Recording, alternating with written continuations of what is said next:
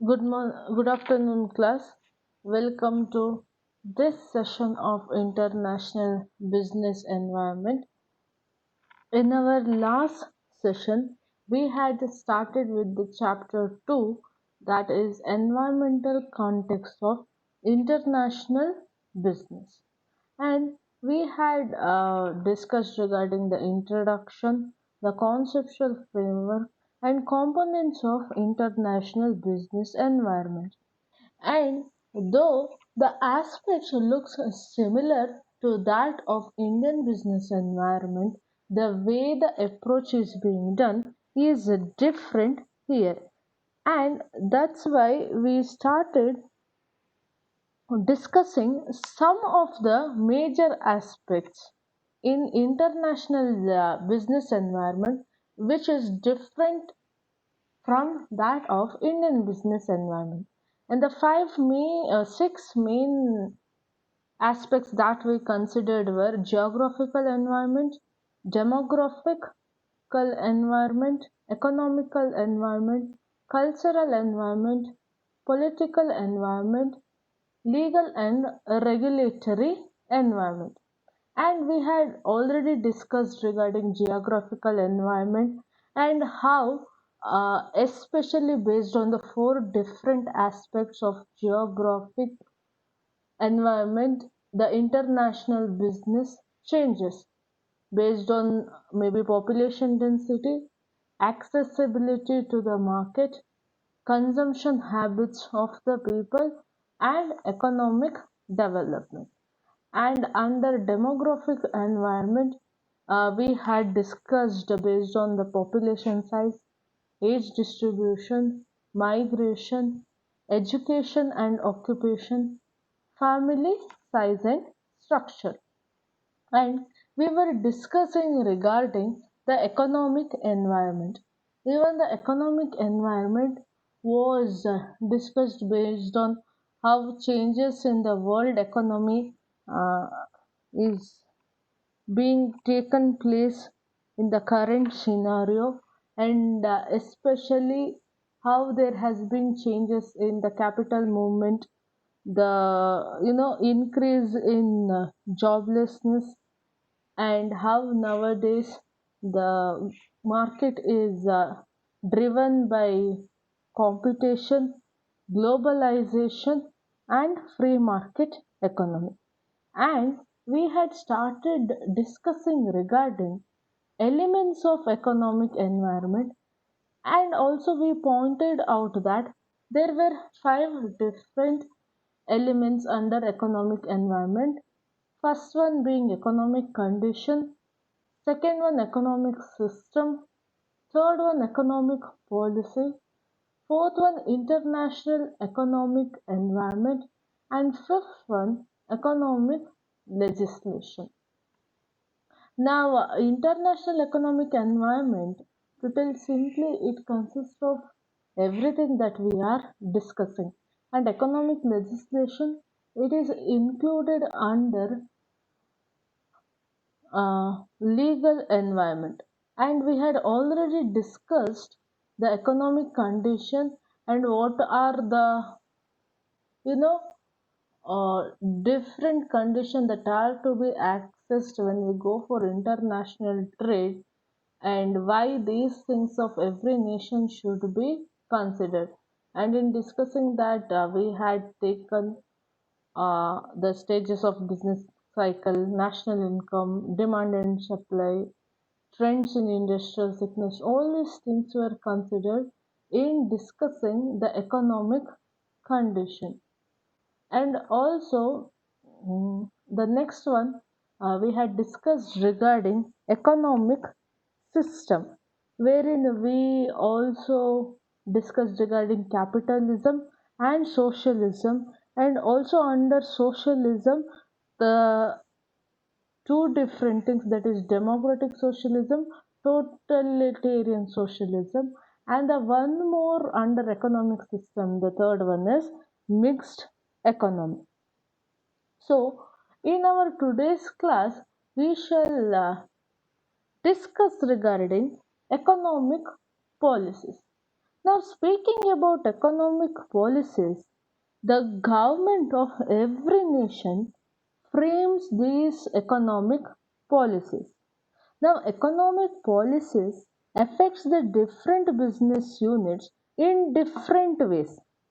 Now, speaking about this, the economic policy may or may not have favorable effect on a business unit.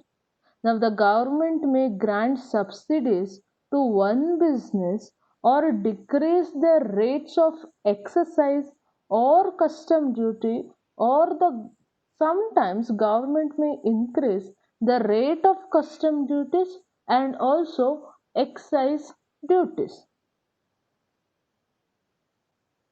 Now, there are chances that the government may increase the rate of custom duties, excise duties, tax rates for some other business. Now, all the business enterprises frame their policies keeping in view the prevailing economic policy. So, to understand this economic policy, now there are some of the important policy when we study this of every country. The first one is the monetary policy. Now, to speak about monetary policy, the policy framed by the central bank of a country to control the supply and cost of money, or the cost of money is also called as rate of interest. Now, the policies framed by central government in order to attain some of the objectives regarding, maybe the supply of money, maybe the cost control, is known as monetary policy. Now, the second one that is to be understood is fiscal policy. Now, fiscal policy may be termed as budgetary policy also, and this fiscal policy is related with the income and the expenditure of a country. Now, this fiscal policy works as an instrument in economic and social growth of a country. Now, it is always framed by the government of a country, and it deals with taxation, government expenditure and borrowings, deficit financing, and also management of public debts in a economy. Now, the next one under economic policy is foreign trade policy. Now, this foreign trade policy affects the different business units differently. That is to tell, if there are any restrictive import policy has been adopted by the government, then such policies will prevent the domestic business unit from foreign competition. And if at all the liberal import policy has been adopted by the government, then it will affect the domestic products in the other way. Now, the next one is foreign investment policy. Now, the policy related to the investment by the foreigners in a country is known as foreign investment policy. Now, if the government has adopted liberal investment policy, then definitely, provided all the other facilities are available, it will lead to more inflow of foreign capital in the country, and which ultimately results in more industrialization and growth in the country. Now, one more thing that is to be analyzed is industrial policy.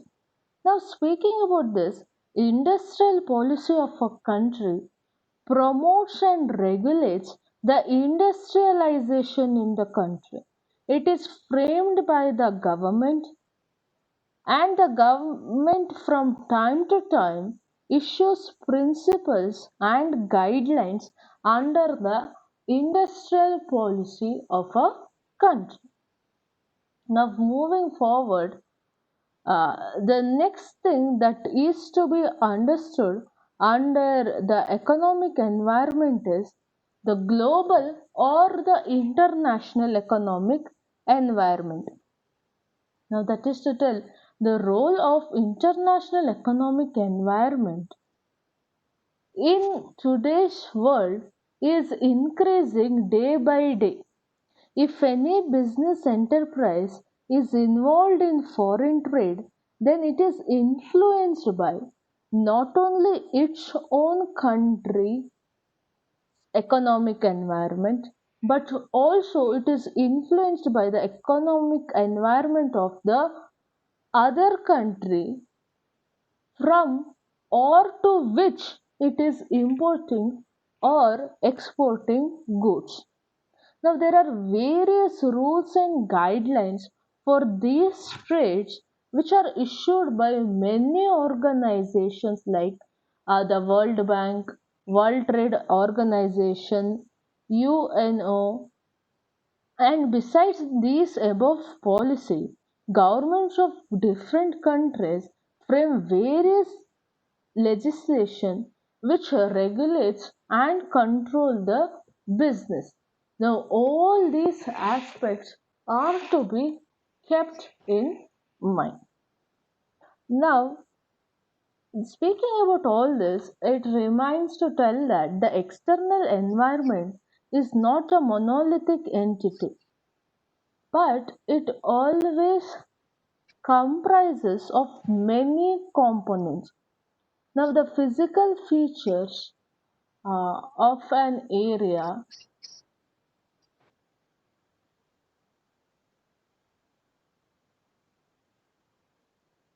Now, physical feature of an area will have an important influence on the settlement of population, and thereby it would result in the investment decision of the firms.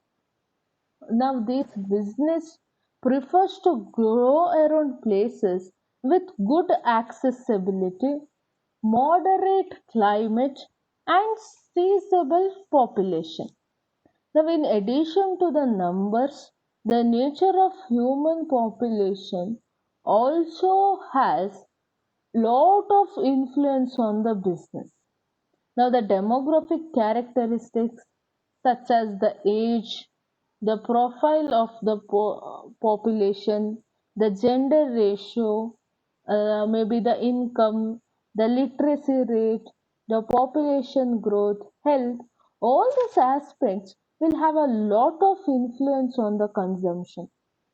Now, speaking about the emerging economies like India, China, Brazil, South Africa, and such other countries have a large proportion of young population, which triggers economic growth.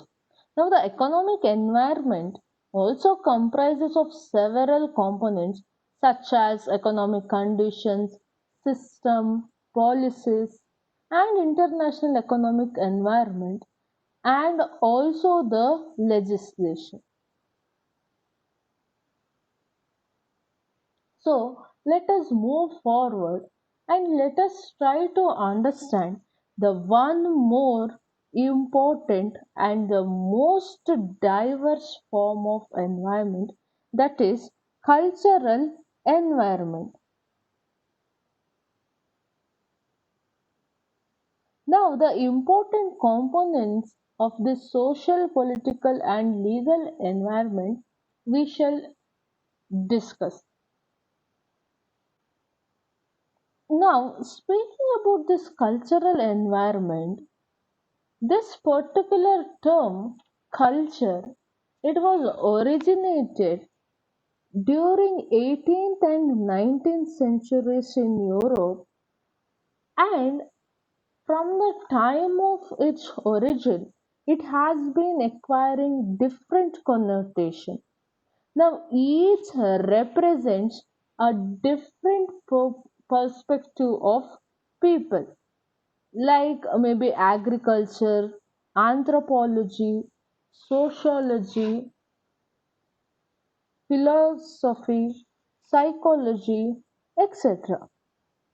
Now, it can be, but it refers, you know, there is one other discipline like this, philosophy and psychology, wherein this particular culture refers to the cultivation of the soul. But as the philosophers accommodate a wider and practical perspective to life, accommodating other existential aspects. Now, this culture, it has a different meaning, and it is used to refer to all the ways in which the human overcome their original barbarism through artifice and become fully human. Thus, or by this, we can tell that when we tell culture, it means it is a set of shared values of a society.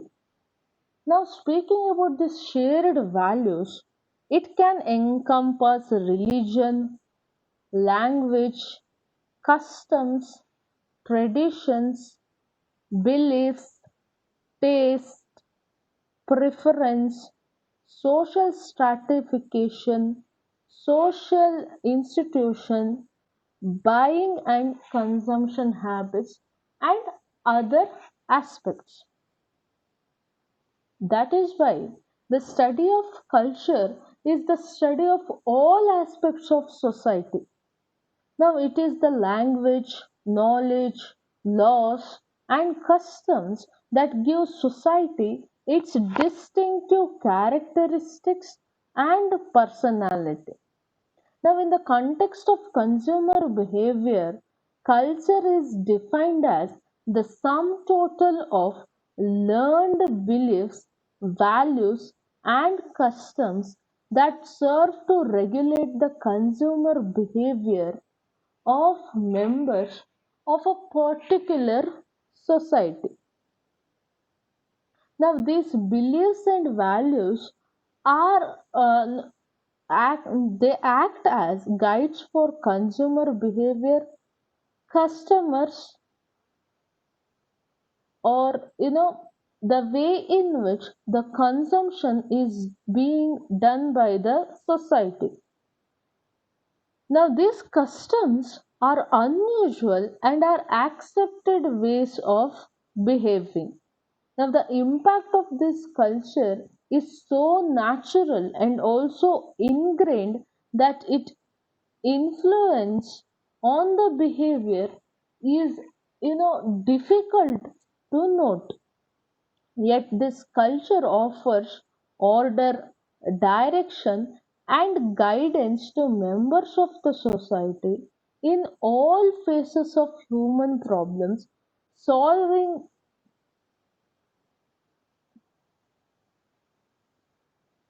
Now, to speak about this, culture is dynamic and gradually it changes, and also it continuously evolves to meet the needs of the society. Now, this culture is learned as part of social experience which children acquire from their environment, a set of beliefs, values, and customs that constitute culture. Now, these are acquired through formal learning, informal learning, and also technical learning. Now, culture is communicated to members of the society most of the times through a common language and through commonly shared symbols.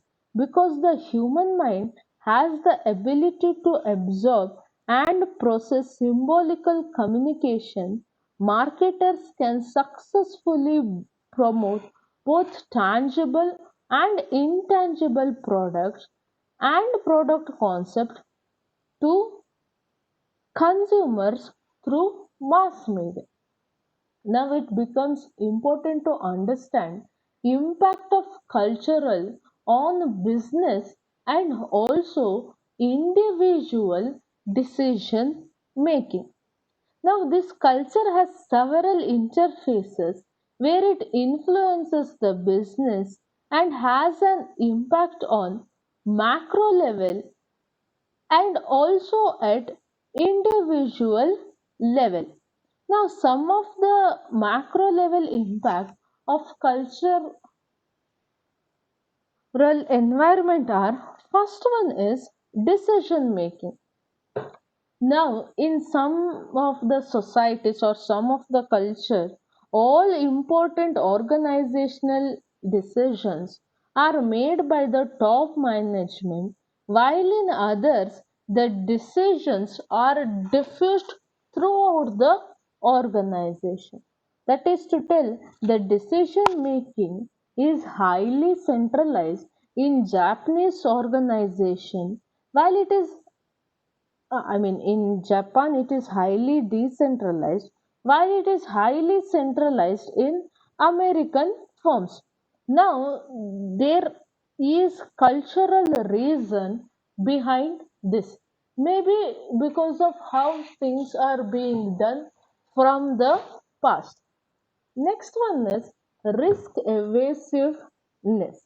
Now, speaking of this, the decision makers in some organization are averse to risk, while some take risk and thus make higher gains.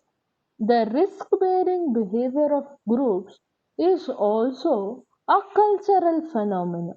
Now, this influences the investment decision at the organization level and at the micro level of consumers.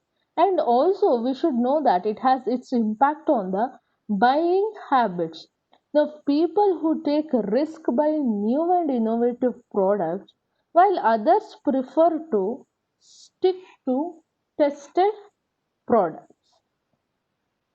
Now, the next one is individual versus group reward. Now, in some of the culture, such as Japanese, the group reward is valued more than the individual reward. Now, next one is organizational loyalty. Now, extrapolating or discussing regarding this culture, the societies with strong interpersonal ties will always have a high degree of organizational loyalty, while those who value individual achievements will definitely have low organizational loyalty. Now, speaking about this, the next one is culture and perception. Now, culture has a great bearing on how people view themselves and also their surroundings, which influence their behavior. The cultural impact of perception influence the sense of self gratification, empathy, and also organizational commitment. The next one is individual impacts. Now, speaking about individual impacts, besides all these micro level impacts, culture has an impact at the level of the individuals as well. Now, culture influences the sense of self and space, communication and language, dress and appearance, food and also food habit, time consciousness, beliefs and norms, and also customs, ritual, mannerism, and also etiquette. Now, speaking about culture, we should also discuss something regarding subculture. Now, within the broadly, defined culture that we discussed, there are several subcultures also which have similar influence on the business. Now, speaking about this subculture, a subculture is usually a variant of the culture, while it also shares values and beliefs within the culture. Now, it does modify itself according to the specific requirements of the group.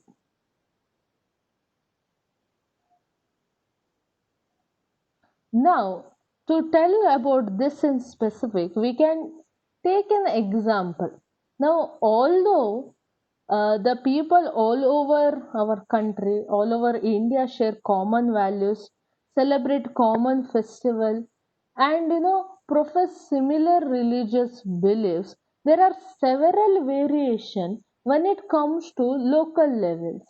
That is to tell, the Hindus of northern India would follow different rituals from those who are residing in eastern India or southern India. Now, the marketer must understand the subculture as well while adapting to the local condition. Now, to tell in altogether, understanding of culture is very important for success in overseas marketing. Although the world is becoming, what we call as a global village, there is always a high degree of cultural diffusion, and still there is need to adapt to the local environment, of which culture will definitely make an important aspect. Now, it is also important to understand how this culture and international marketing is interlinked.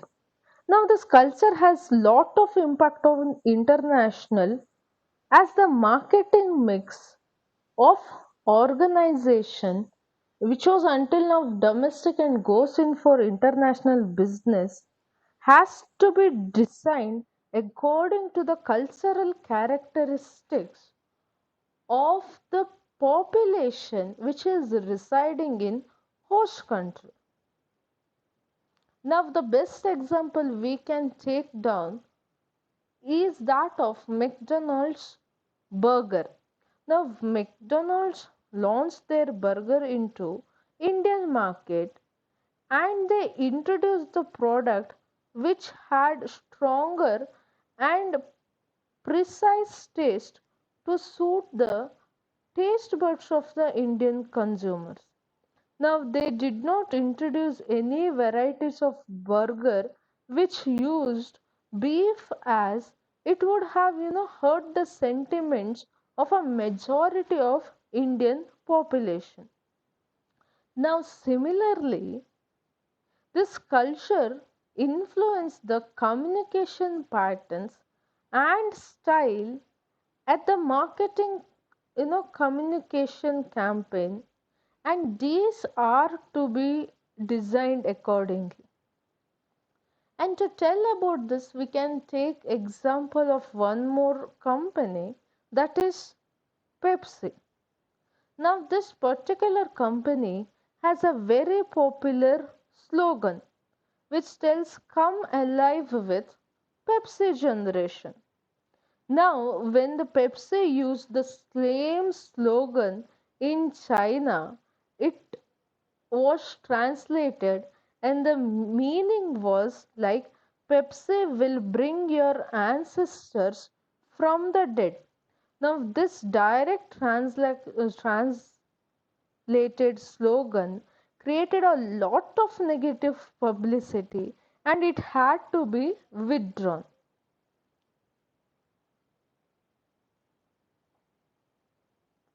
Now, similarly, there was one more baby food manufacturer which had to change its brand name from Gerber because in French it meant to vomit.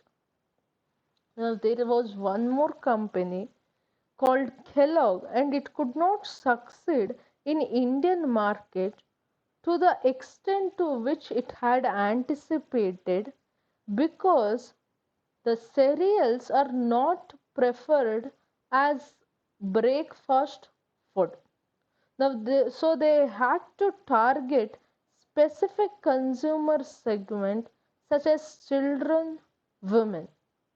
Now all this example that we discussed shows how you know firms can make big mistake when they do not understand the local culture and introduce their products. So the you know new slogan, or as we tell, the new mantra for success into the overseas market is nowadays think global, act local. It means that while firms must have a vision to grow into global company, they must act according to the culture, taste, and preference of local market. Now, such an understanding will help them to be successful into the international market. Now, one more aspect of international business environment which is very, very important to be understood is the political environment. Now, it doesn't matter which firm, whether it is small or big. Now, when these firm ventures abroad, it has to deal with various countries, and each of the countries will have its own political setup. Now, some of the political environment that could be studied are, first one is the first one among that is political system. Now, if at all we see USSR, after the disintegration of Russia, the communist or the socialist form of government is not working in many countries. But the impact of socialism on the thinking of the people and political class is still present. Now, there are countries like Pakistan which follow dictatorship style of government, while most countries in Europe and Northern America, they follow democracy. Now, even the democracy has various forms, such as, some of the country has presidential form, which is there in USA, or the parliamentary form of government, like in India and United Kingdom. Now, some countries in the Middle East have a typical theist or political setup, while others are secular countries. Now, there have been lots of changes in the Arab world where people have come forward and asserted themselves to switch over to democracy. Now, the form of government will always have a direct impact on business because each form of government has its own typical set of policies, programs, and priorities. Now, all this will have an impact on the regulatory mechanism of the country, and the business had to comply with the laws of the land in which it is going to start its business. Now, the one more aspect that is to be analyzed is political instability. Now, the despite of the difference or the diverse political system,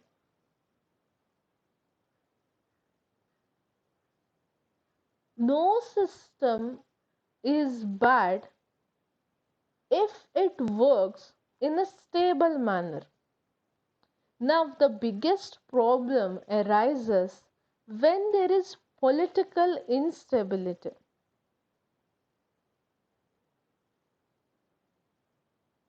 Now, we can, speaking about this instability, we can try to remember how it has affected in different countries. Now, there has been widespread public protests have changed the dictatorial form of government in countries like Egypt and Libya. And also, we can see that there is a battle going on in Syria for the change of government. Now, if we see also, Iraq had seen a change in the regime which was enforced by America.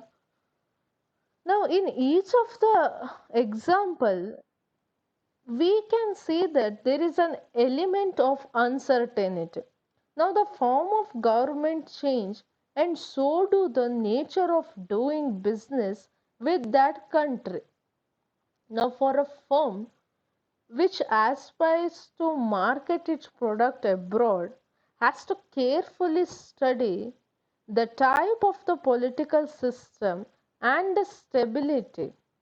Now, in countries which are politically unstable, the business takes extra protective measures and restricts its operations to exporting or joint ventures. Now, however, in countries with high political stability, the business makes direct investment. Now, if we see, China has attracted maximum foreign direct investment because of a stable business attitude of the government, despite it being a socialist state. Now, China has transformed itself to the needs of time and has opened up its economy at a very fast rate.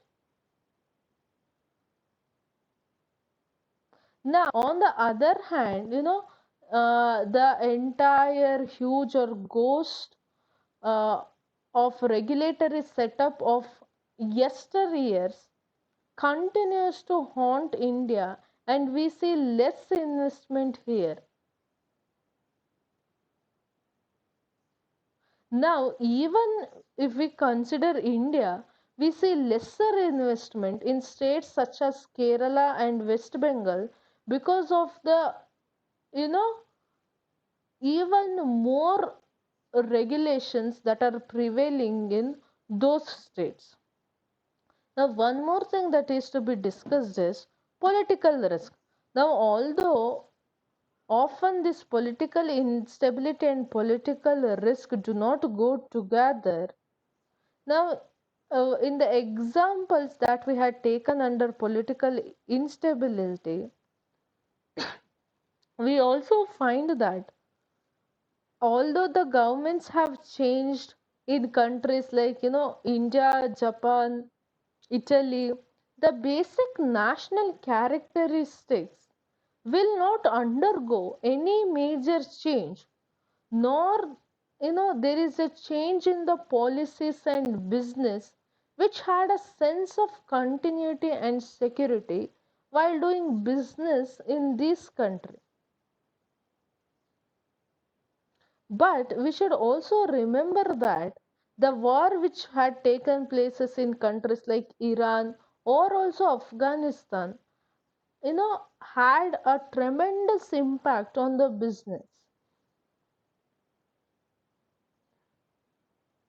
Now, political risk is more associated with the uncertainty and unpredictability of the political parties that are in power in the different countries.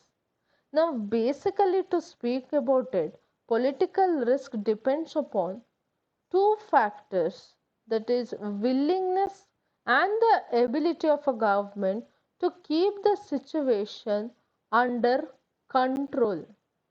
Now, the last thing that is to be discussed here is the assessment of political risk.